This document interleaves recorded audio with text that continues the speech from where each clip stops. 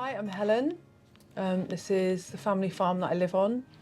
It's been in our family since the early 1800s, and our children will be the 6th generation living here.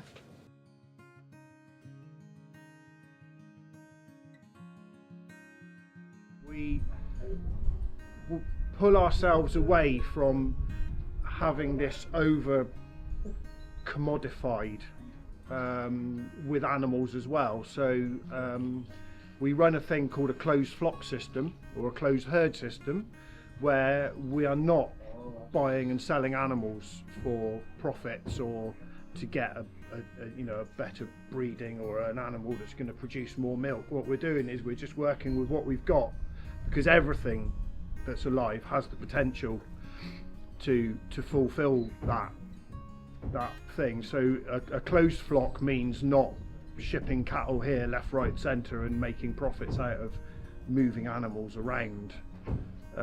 It's more like just working with what you've got. We're engaging in these unbroken chains. Which one of the children that comes to the farm drew? Well, Get some bloody camera. It encompasses. Yeah. I'm trying to avoid using the word community. Yeah. The group of people that come here. Basically, what happens is everybody getting their hands in the soil. Because once a disease is born in a farm, then the entities of the disease will spread from, and then as you know, you catch a cold, but the birth of the cold is somebody somewhere hasn't looked after themselves properly, and then the cold looks for other people that haven't looked for themselves properly.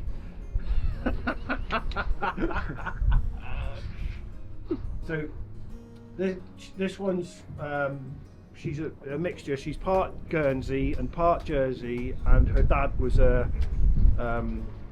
Gloucester bull. So, but she's a very pretty cow, and she will probably be our milk cow.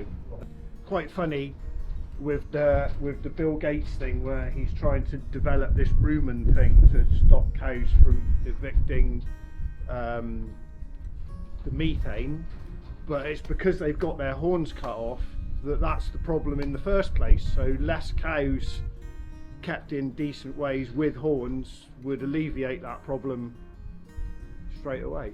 So it's kind of like it's a problem that's been caused, and the solution is the saviours come along to save us all from a problem that's been caused by something that was completely unnecessary, which is basically mutilating cows to make management of them easier.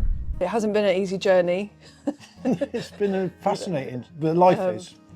It's been life, hasn't it? Yeah. It's definitely been life. And I grew up here, and I left when I was 18 to go and live in the big city. And our children have grown up here, and they feel very differently. They have got no desire to leave. It's full of lots of stuff like that. So this is a whole new project of blackcurrants and gooseberries, which are all looking quite small now, but a lot of potential. So they'll be producing a few berries this year. They're quite well rooted, so that'll all be potted on. And then we've got all the seeds which are now going to begin our more salads. Tomatoes are in, aubergines are in, chilies are in, peppers are in, and leeks, early brassicas.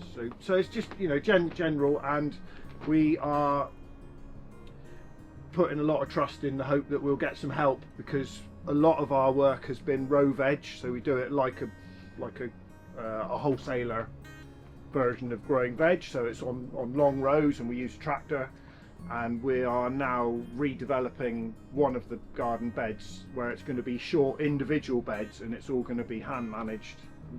The amount of crop that you can produce greatly increases, but the amount of work, obviously, which is how it is. It's that taking responsibility, people coming and helping to grow the food, and then there'll be more than enough to share around for everybody, and there'll be excess, because that's the way it works. And so if all the world was farms, there'd be more food than we could eat. So when you talk around everyone, is this to produce for the local people to come and buy, or is this for you just to eat yourselves?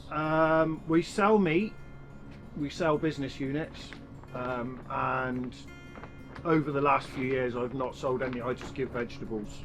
So vegetables are just a given thing. Oh, okay, so you grow and give it to your local There's no But there's no money There's involved. no money involved. It doesn't go out. Mhm. It hasn't been leaving the farm Yeah. in any great quantity because we've only grown enough for the people that come to help on Fridays. Okay. So there's a trade-off, friends. They come to help you, and you give Yeah, them free and then food, we right? have veg boxes. Yeah, That's amazing. but we just do them ourselves. Yeah. And people come. It's quite funny how people are programmed. I've had quite a few occasions where people have phoned me up and gone, "Oh, are you Brock?" And I'm like, "Yeah." "Oh, you do biodynamic vegetables?" And I'm like, "Yeah." "Well, can we have some?" And it's like, "Yeah." And then they'll come round on. You come round on a Friday when we're all here, and they'll come round and we'll just pick them a box and give it. And then they're like, "How much?" And it's like, "What? No, you just take them, like, you know. Yeah. They're just vegetables for us to share." Yeah. Well, I And think then that's and super then special. and then they're like, they never come back.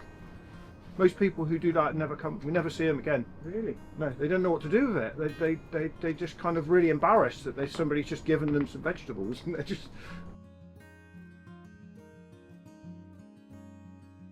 This is some salads and a lot of rows of herbs, corianders. There's also carrots and onions, and other bits and pieces in there growing as covered. That'll provide us with something in the next month or two, which is early. Normally, this time of year really is a lot of preserved food. Is mostly what you would be living on. It's just like, well, food and water and shelter, education and medicine. None of those things should be commodities. They're not for sale. That's what we should have. You know, we should have that and share it. It should just be okay. Yeah, there was a really lovely leaflet that was provided by Mendip District Council, which said, if you want to do some planning, you come. We have an open surgery that you can come to, and we will help you to fulfill all of your planning desires, is what they offered. And I went to see the man and I said, we've got, just out of great fortune, we've got this 40 acres that we're potentially going to take on and do that as our business, holiday lets kind of things, but a bit more wild. And the guy just looked at me and he went, no. And I was like, but you're offering to help me. And he said, no. Right. And apply for a 20,000 broiler bird unit to do chickens. We would get permission tomorrow. Right. She's now 10, so she's retiring. She's had 5 calves for us. She's done really well. So now, hopefully, the next 10 years of her life, she can just live out on the farm and kind of be the matriarch, which is also important, like farmers always did. You know, you had a cow, you got your cow killed, the leather came back, you made your horse harness. You know, this is how people have worked for millennia. I guess that's one of the reasons why farms can be quite dangerous if they have strong autonomy, because they are able to produce everything that most people need. So I feel incredibly proud of the changes that we've made since 2010 when we first started farming here, changing it from monoculture to a biodynamic oasis. And I feel incredibly passionate about securing the future of the farm for our children who absolutely adore being here.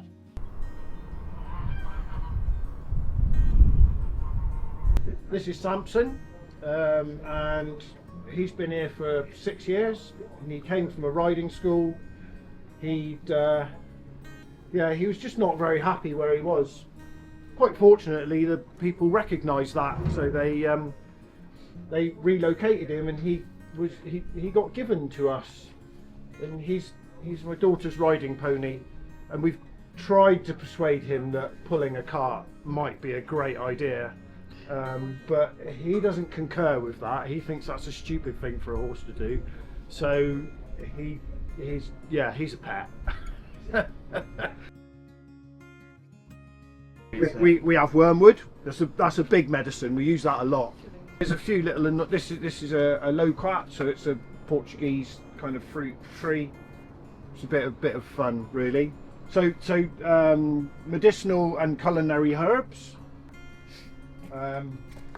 This is a big project that we're running, which is kind of like a potato, but it's a Chinese yam. It's called light root. And the reason it's called light root is because it carries a significantly large amount of light into the body, which is quite vital for our health. Wandering through the jungle. That's this is also something that doesn't really belong here. It's from Sardinia. Hiding in this little warm space is the beginnings of all our tomatoes, and they're just beginning to pop up now. It's just some ornamentals. So there's tobacco people use for ceremony and things, so we grow that, and some aloe veras, some cactus, and a lemon tree, and that's, yeah, some beans, cauliflowers. Currently, my parents own the farm, and my father inherited it from his aunt. I'm in line to inherit the farm all in good time, and I would then be passing it on to my children.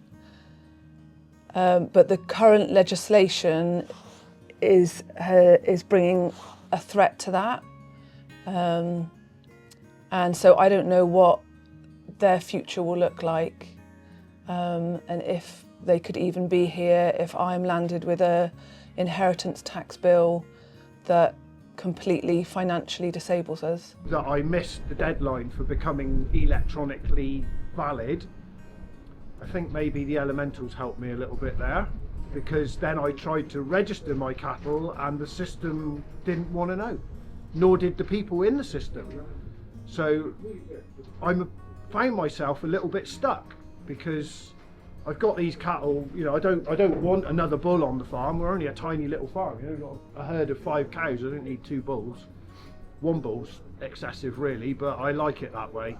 I guess generally it's not something that people throw out into the world readily, because it's kind of attracting conflict. It's possibly attracting conflict to say, you know, out openly I'm getting cows shot on the farm, but it's perfectly legal. Even if there's then, if you kind of work in that world, I guess, then it becomes illegal to sell said product. But there's nothing wrong with distributing it around people. BSE are what is used to prevent people from killing cows on their farm, because they say after 30 months a cow is susceptible to BSE, and they've just continued with that even though they now use fish protein or something else, but it's still not good. So feeding your animals on manufactured food is like feeding your children on manufactured food. They have a proper reputation, Jersey bulls. Feisty little buggers. I mean, he seems quite docile right at the moment, but yeah. They always say that the smaller the breeds, the faster they are in their reactions and stuff, and generally regarded as dangerous. Then I began to see these things, you know, there was an advancement. I might have a higher stewardship, so therefore they will want me to identify various species of birds and things, and have surveys done and soil surveys, and we do all those sorts of things. But as we do them, then legislation begins to be added to those, and I think this is the thing that is going to be quite vital in farmers' transition, because actually I think the legislative and the industrial, or the mechanistic thinking, go hand in hand. And just like freeing yourself to be man, when land is land, it's under God's law. It's not under legislative law. You can't legislate how, you know, rain and what, you know, you can't legislate these things. You can give guidelines. Yeah. But the more industrialised the system becomes, the more legislation can find its way into farms. Yeah. And so I began to pull myself out, because I thought that I can see what's happening.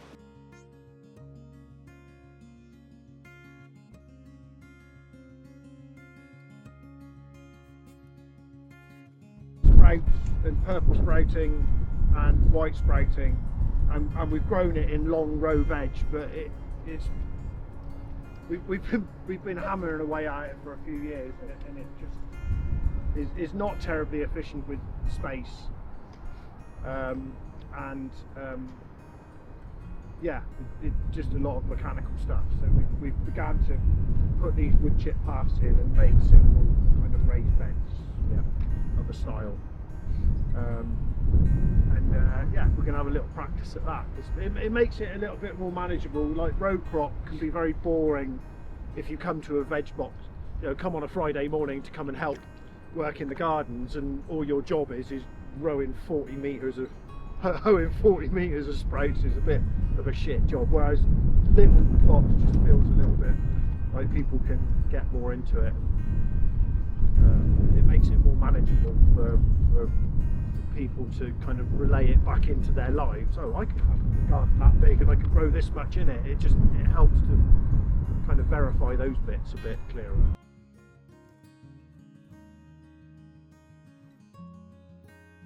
In terms of legislation, in terms of what you're seeing from government, how's that impacting your farm and how you work and move forward? Well, it creates a lot of uncertainty, and I'd say the biggest impact at the moment is an emotional impact, particularly for my parents, who have worked very hard to keep the place going for the next generation, for us, for the grandchildren, and it just brings everything into question. Absolutely, I completely get it. The emotional side of it, when your parents have created such a lovely farm, but now there's a grey area in front of you where government are putting in legislation and red tape. In terms of the understanding of that and what you're doing about it, can I just ask you a question on that, and exactly what you're doing to protect yourself and protect your farm moving forward? So some assets have been put into trust,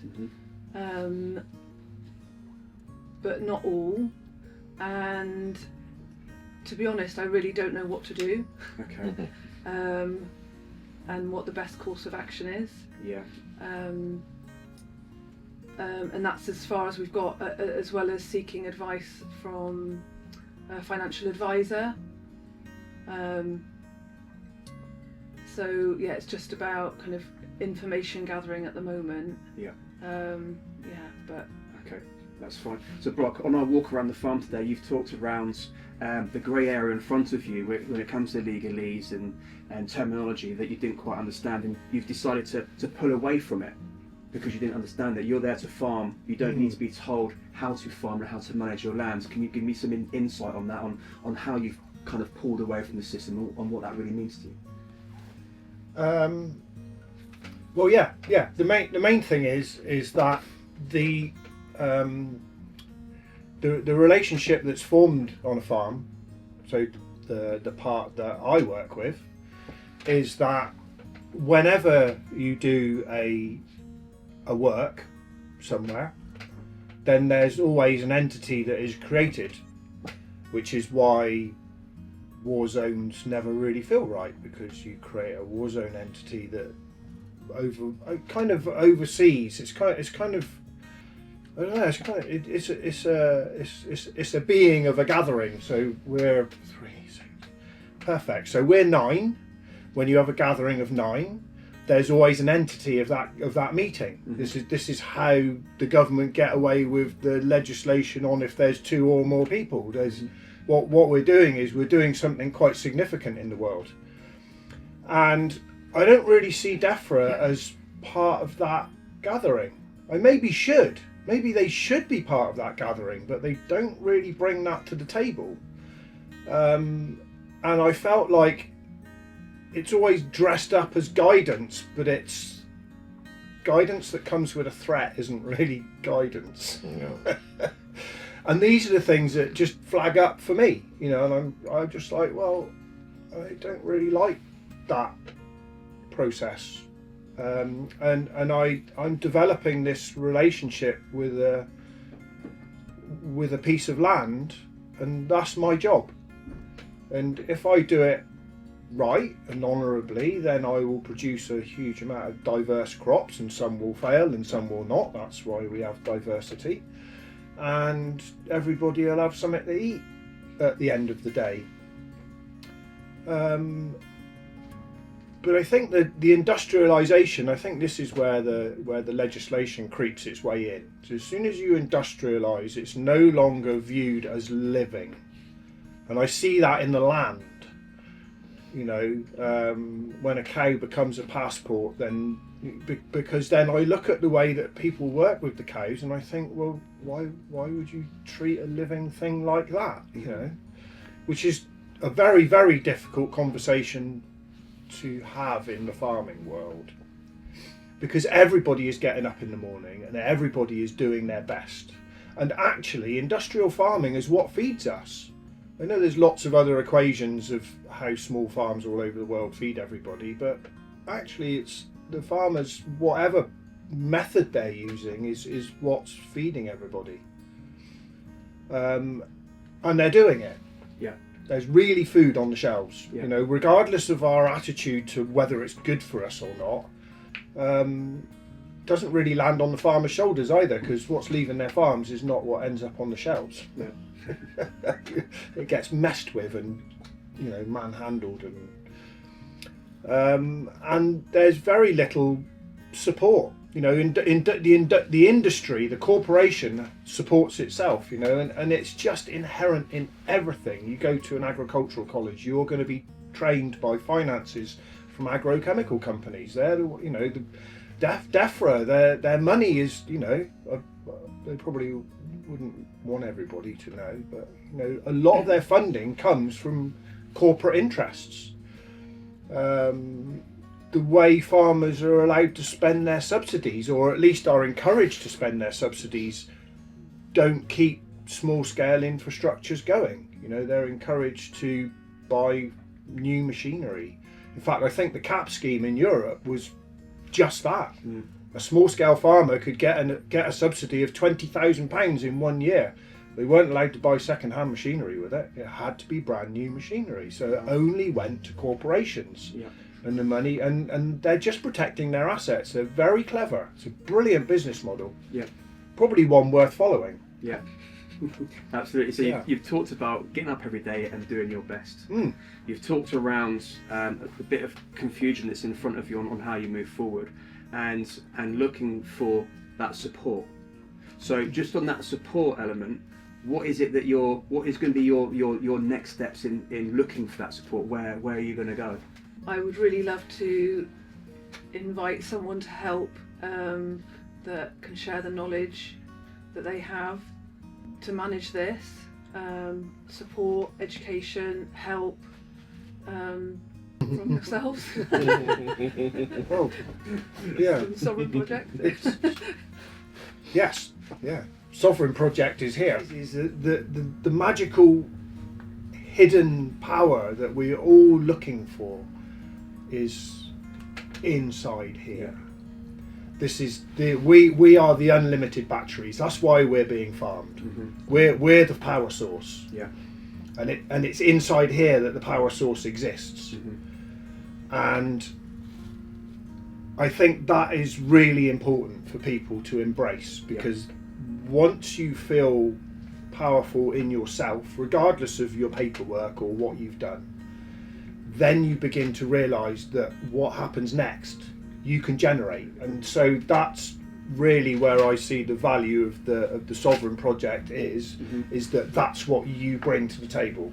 Is you bring this target that we can aim for, which we then have to go back and find our way the same way as you found your way. That's true. Yeah, That is true. because you know this is the thing that we learned from Steiner in biodynamic farming. You know, it's that there is no prescribed journey. Everybody's journey is individual, and that makes the world unpoliceable.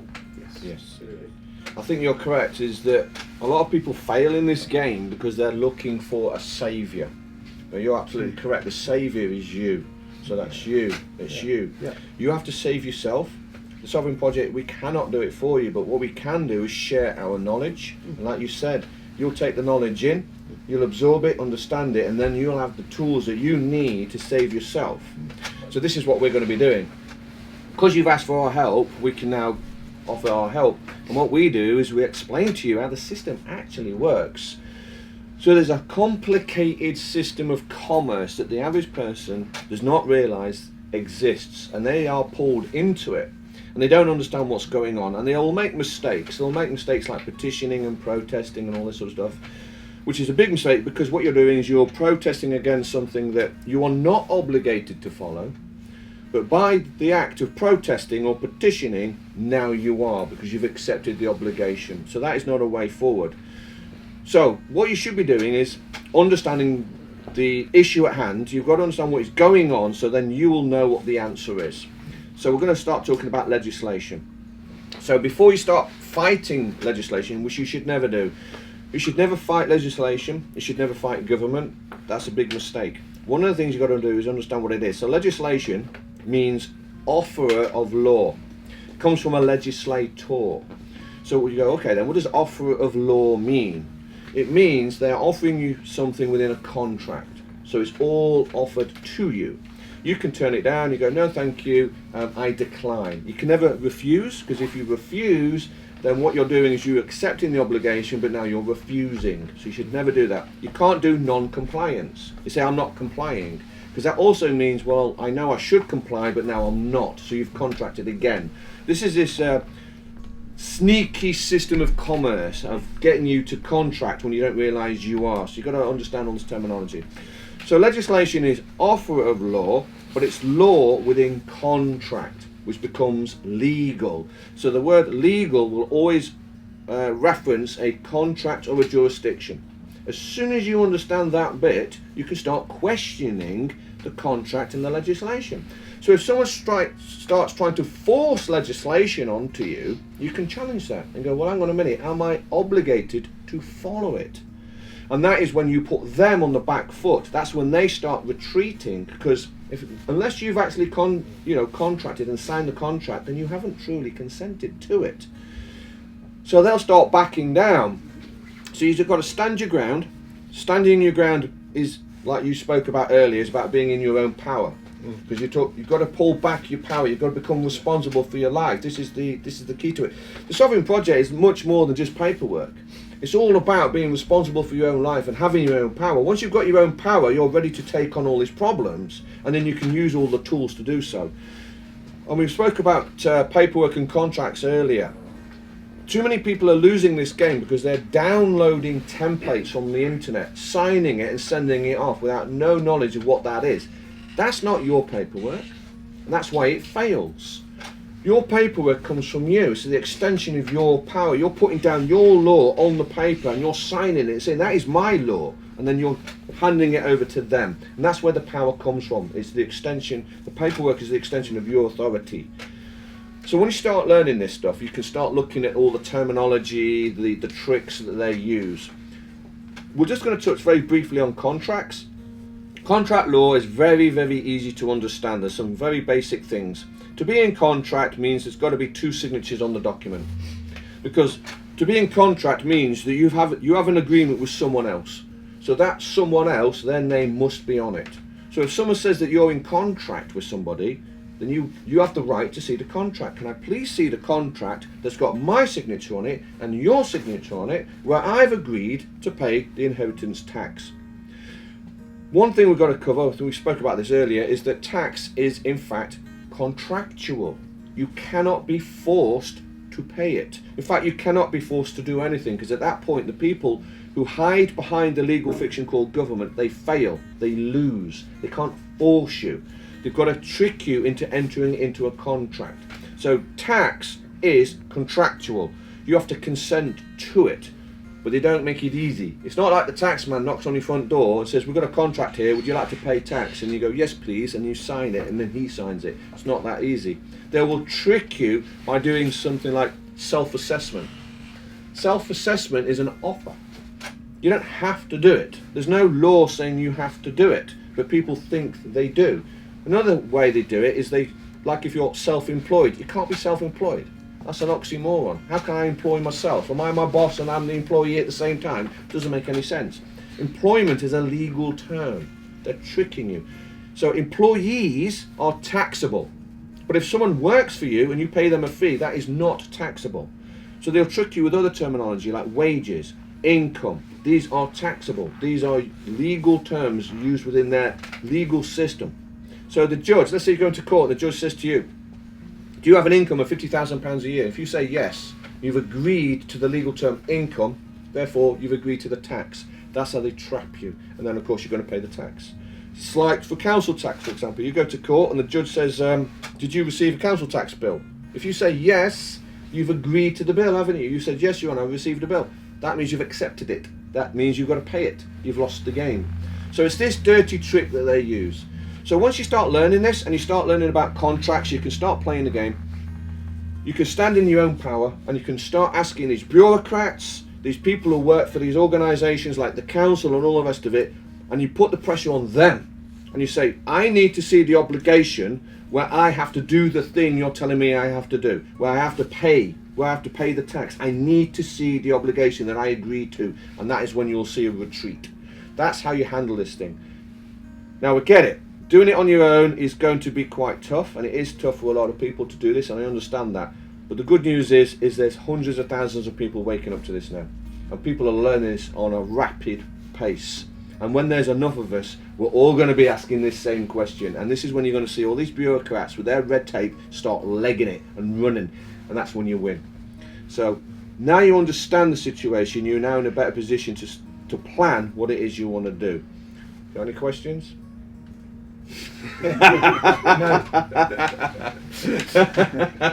You get it. You get it. I get it. That's excellent, isn't it? You say, am I obligated? There's 5 things to remember. This is how I do it. 5 things. Everyone's got 5 in this. So you go. This is what you do with everything in life. If someone says you've got to do the thing or pay the thing, you question 3 things. Obligation, authority, and informed consent. So the first thing, am I obligated? I need to see proof. If they're trying to be forceful and use authority, where are you getting the authority from? Because I didn't give it. Because remember, authority comes from you. It's my authority. So I didn't give my authority, so where are you getting it from? And then there's informed consent. If they're saying I consented to something, was I informed or was I tricked?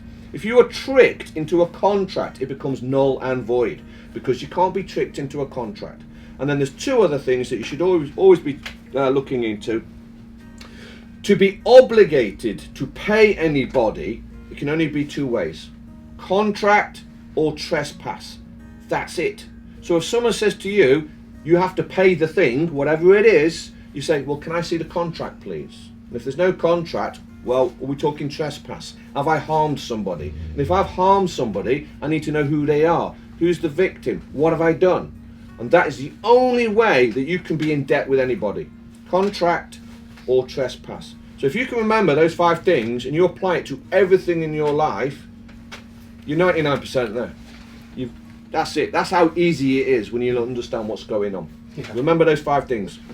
It's always very easy when you find out what's going on. It is, isn't it? Absolutely. When you've got the knowledge, it's very easy. Yeah. And it's a thing how to get that knowledge. So anyone that comes forward asking for help, we've got the team, we've got the resources behind us. We've got workshops all over the country and global. We've got our courses online you can learn from. We've got a team on our social media channels. We've got a team in the background that are able to give this information out and help those that request that information. So it's all there ready for you. It's all ready for you to tap into this information. Okay. And most importantly, which we haven't really talked around yet, is protecting the farm by using your flag and your coat of arms and your allodial titles. We can show you how to create that information so you can protect what you have. You can protect your rights, your freedom, and your wealth moving forward, and that's what we can offer.